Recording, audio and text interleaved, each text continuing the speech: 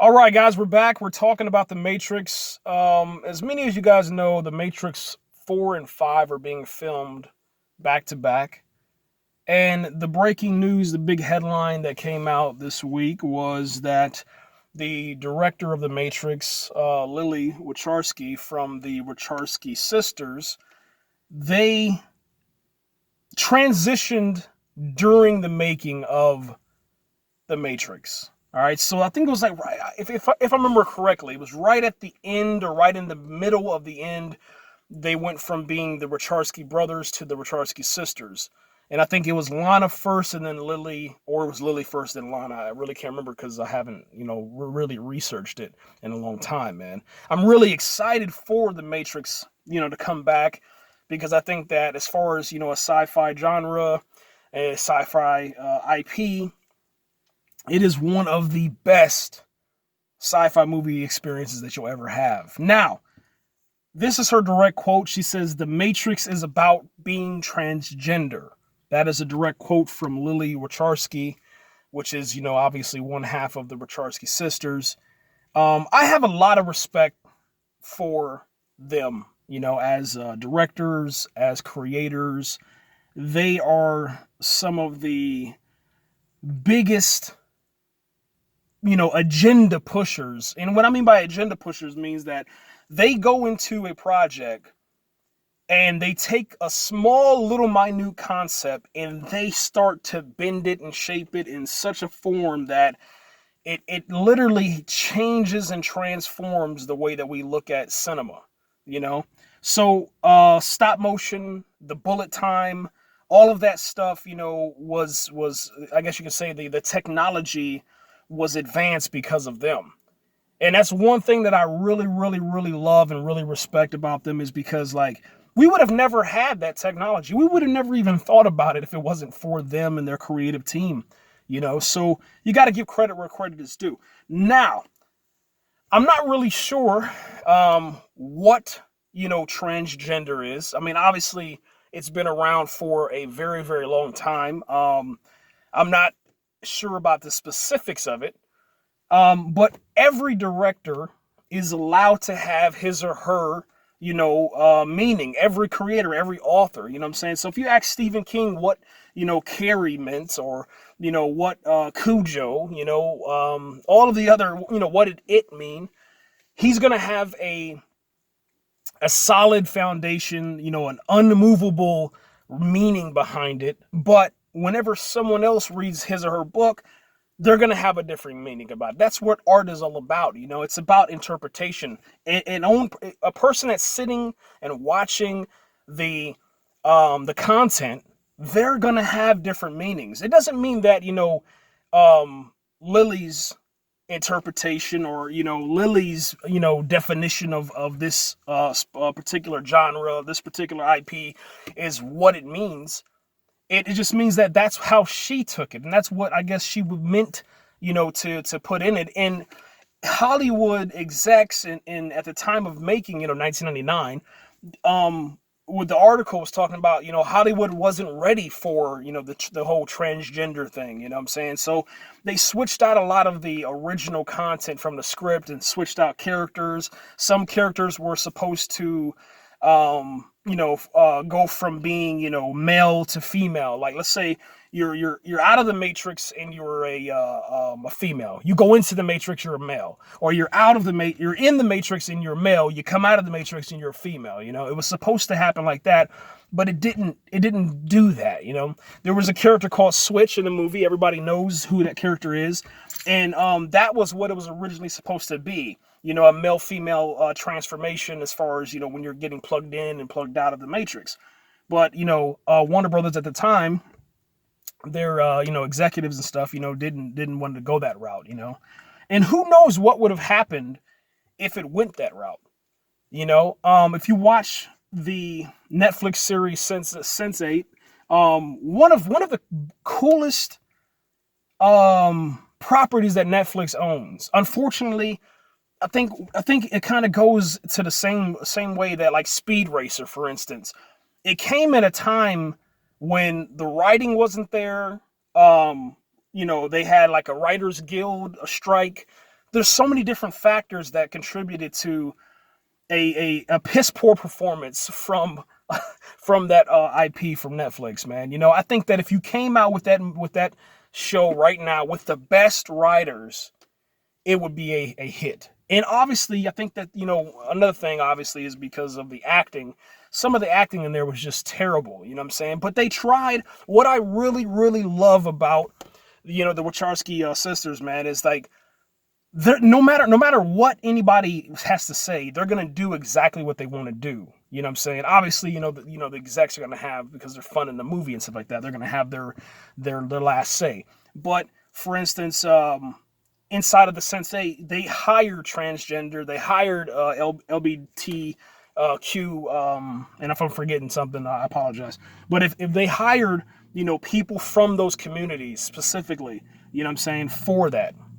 So it was pretty cool that they actually put them in the role. And that kind of changed, how Hollywood is now, because of those moments inside of like cinematic history that shape and form how we go forward and how we see things, man. So I think it's pretty cool, man. I really do. What I am extremely worried about, and this is a good segue, is this the time, 2020 heading into 21, is this time that we're in right now, is this the time where people are open enough to embrace a transgender lead character, a concept, an idea? Is this going to turn off the fans of the franchise? Is this going to bring in new people? Is there enough love and compassion inside of the world to embrace that? And is this what the Matrix 4 and 5 are going to be? Because they're going to be shot back to back. There's not going to be an opportunity for Warner Brothers to react to, bad critics, and what I mean by that is, there might be a Justice League situation going on, a Batman versus Superman, a Man of Steel situation. We didn't have an opportunity really, for DC to take our time and kind of change the script and change the scheduling around, because we rushed into things. So when you're filming a movie back to back, let's go with The Hobbit, for instance. Let's go with, what's another good franchise? Obviously like Lord of the Rings. And there was another one that I'm forgetting. It's a big one too. I forgot. I mean, obviously you have the Avengers and stuff like that. Yeah, there you go. The Avengers. No one knew how massive Black Panther was going to be. And no one knew how crazy Captain Marvel was going to be as far as the controversy around that. So the Marvel and Disney never had an opportunity to change, and put more Black Panther footage inside of Avengers Endgame, for instance. They didn't have an opportunity to take more time on screen to show when Black Panther, was snapped away. So is that going to be the same scenario? Are we going to get a situation where critics sit here and they just destroy, the Matrix 4 because of the transgender situation, the transgender headlines? Is that a reason why, movie studios and execs should be worried? No, absolutely not. But, money talks, man. Money really talks. But my thing is this. If this is the idea around the Matrix, if this truly is what, Lilly and Lana, want to portray, the message and everything, I think that they should go at it 100%. Don't allow the Hollywood execs, don't allow Warner Brothers to get in the way of that. And then, make sure that, during the press tour, because I don't know how it's going to work now with COVID and everything, but during the press tour, you have to have, Keanu Reeves, Carrie, when they're on that press tour together, they have to push.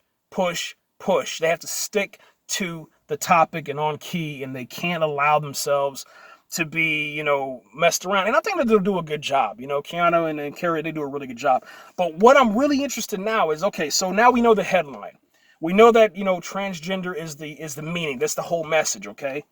And is it going to be a scenario where Neo, who's the one who died at the end of Matrix, and transcended into something else. We don't know where he went or whatever. And, obviously Carrie, was still alive because, Neo went in and took the bullet out and, healed her and stuff like that. How is it going to work? Is it going to be that Carrie is the one who is the one at the end? You know what I'm saying? There's so many things I'm thinking about. Is it going to be like Neo, who is the one going in and out of different, bodies, going in from male into female, female into male, is that going to be it? How are they going to do this, man? Because the anticipation for me is huge, man. How I, and I actually have a fan written script that I wrote myself. How I had it was that the girl at the end, I think her name was like Ati or something like that, the little Indian girl was supposed to be the protagonist going forward. That's what I really, really, really thought that they would do. And I mean, what I'm really like frustrated about, to bring back, Keanu and to bring back Carrie and all that stuff, we've told that story before. What can you do to make it fresh? And here's another thing that I was thinking about. The actor that they have, and this is big, okay? So just get ready. This is huge. The actor that they have supposedly that's going to be portraying a young Morpheus, if this is true, who knows? We don't know anything about the movie, honestly. But he was cast inside of Watchmen as Dr. Manhattan.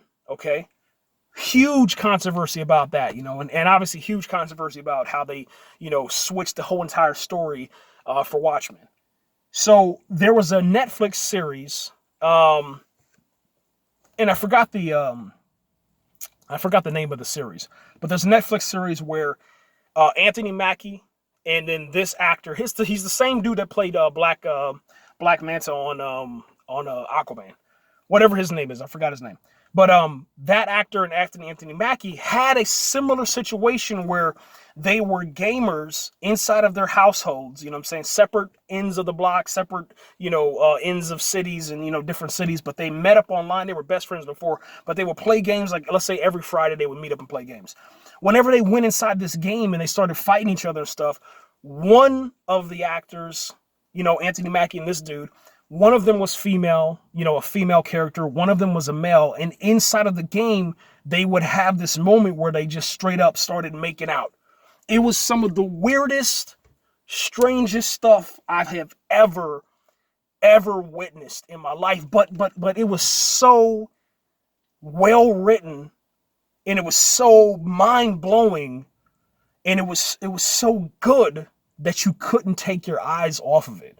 I mean, don't get me wrong, obviously, different, what is it? Different strokes for different folks, okay? Whatever floats your boat is whatever it is. But it was very interesting to see alpha males, black men, in such a vulnerable, weird, strange, completely out of the box, left field roles. Especially, we're talking about Anthony Mackie, man, who's one of the most, like, his roles that he takes on are so crazy, just so strong and so just really alpha male, you know what I'm saying? And to see him in like this really vulnerable state and to see him actually, to see his acting skills, you know what I'm saying? Because that's what it's all about when you look at these actors. How far can they push, their craft? From Robert Downey Jr., rebounding and then getting into, Iron Man and then taking off, from Superman, to see how crazy far Zack Snyder can take this character, from rock bottom, snapping General Zod's neck, all the way until, we get to see him, in the 2021, Zack Snyder's Justice League, reboot or whatever. And then, going back to, Neo in the Matrix, to see this character, who's just this dude in the office, late night hacker or whatever. And then all of a sudden to see him transcend into like God mode, flying and rescuing the world, to see Morpheus, taking on, the entire establishment and breaking free from his chains and escaping the agents. You know what I'm saying? Like there's so many things that they can do with this movie, but how is it going to happen? How is it going to happen? And going back to the subject I was on, this dude who plays, Black Manta and the dude who plays Watchmen, Dr. Manhattan and Black Mantis. And they're to see him in this role, I think that that's where it could possibly lead to, where Morpheus, transcends and turns into like this, whenever he plugs in or something, maybe he goes and turns into a woman or something, I don't know how it's going to work. I have no clue. It's going to be strange to see, man. There's so many different factors, man, but that right there, like I said, I'm 15 minutes into this conversation, into this topic, and I'm so pumped up about it because it opens up the world of possibilities, man. For me, the Matrix was not transgender. I didn't even know what that was, a couple of years ago, until it became mainstream, obviously. And then to see, the transition with Lilly and Lana, which I mean, like I said, I have no problem with that. I think that's cool. In this life, in this world, do whatever makes you happy, man. Seriously, if you're miserable inside of your body, absolutely get out and escape, man. You know what I'm saying? If you were truly, meant to be a different gender, if you were truly meant to be whatever, if you're trapped inside of your body, or you're feeling like you're different and you want to, have the surgery or whatever, do it, man. Do whatever makes you happy. Don't be miserable, because misery leads to suicide, leads to death. It leads to destruction. You know what I'm saying? But if you can have a moment to where you love yourself, by all means, man, by all means, do exactly what you got to do. And don't let nobody tell you that you can't do it, That's one thing. It's your body. It's your life. Live it the way that you want to live, man. As long as you're not harming anyone, specifically, children, like the rest of these Hollywood execs and these crazy people out here that are doing, you're fine with me, man. I mean, seriously, I love it, man. But for me, The Matrix was about breaking free of the establishment that we're in right now, meaning your dependency on government, your dependency on big box corporations, your dependency on other people to help you fix your problems, dependency on medication, dependency on, drama and stress inside of your life, dependency on credit cards. You know what I'm saying? It was literally to educate yourself, find a group of like-minded individuals, build a community together, and break free of whatever thing is holding you down, man. That's what I got from The Matrix, man. And that's what I literally did inside my life. It took like 10 to 15 years to do it, but I've done that. I've broken the shackles. I've escaped everything. And that's what that movie means to me. And The Matrix means a lot, man. There's like a couple movies. Lord of the Rings series, okay? Star Trek, Superman, all right? And then The Matrix. And then another one would probably be, just a few, maybe Disney movies, what I'm saying, that helped me, when I was like really struggling when I was in my youth, So that's like the 5 pillars of my foundation, what I'm saying? And then obviously, we're talking about old school Star Wars, and then old school like Jurassic Park and stuff like that. But other than that, that's pretty much it, Like I don't look towards Hollywood anymore. I don't look towards, anybody or any person or thing. I look inside of myself for that inspiration, because I'm hungry every single day to better myself and better the world. That's what The Matrix gave to me, man. That's what I took from The Matrix. That's what, the message that I got, But like I said, art is art. Art is up for interpretation. It's not some how do you want to say? It's not something that has a, let's go with the Bible, for instance. There were so many elements of spirituality inside the Matrix that, just like the Bible, just like any spiritual book, from whatever religion, from Islam, all the pillars, Islam, Judaism, Christianity, Buddhism, Hinduism, all that stuff. Whether you're going East or West religions or the foundations, of Christianity, you get something from it, whatever you put out, you read it, you interpret it, you think about it yourself. If you go to college and stuff, you take like a lit class or something, and you're going to come out of it different, because you're reading all these different people's stuff, almost like Shakespeare and stuff. And it just, it allows you to kind of see the world differently. There doesn't have to be like this cookie cutter thing to where, whatever I think is the answer, or whatever I say is the answer is it. That's what the beauty of art is. But I'm glad that, number one, Lana had the courage, Lilly had the courage, and then Lilly had the courage again you know what I'm saying, to speak out for her community. And that's the message that she wants to bring. By all means, more power to you. You know what I'm saying? I just hope that you continue to make The Matrix. I hope that you have a great time, a fun time making The Matrix 4 and 5. And I also hope, man, that, you know, people can show love and compassion and go out to either the movies if they're open, or inside of their house, you know, to fork out a couple of dollars. Definitely hope that, you know, if the message is what you want it to be, that it's affordable for all people of all classes, okay? And what I mean by that is there shouldn't be a really large dollar amount, monetary value, that is so ridiculous that you can't get your message across. You can't get your message across, and people will start to pirate your movie, and therefore we won't get any more of your IP because you didn't make any of your money back that the studios lent you. Okay, so once again, man, I really appreciate, you know, The Matrix. I appreciate Lilly and Lana, man, and you know, I'm glad that you had the courage, you know, to speak about it and talk about it. And let's see what the future holds, man. But I was really, really blown away that that was the message that they wanted to get, because I did not get it when I watched the Matrix.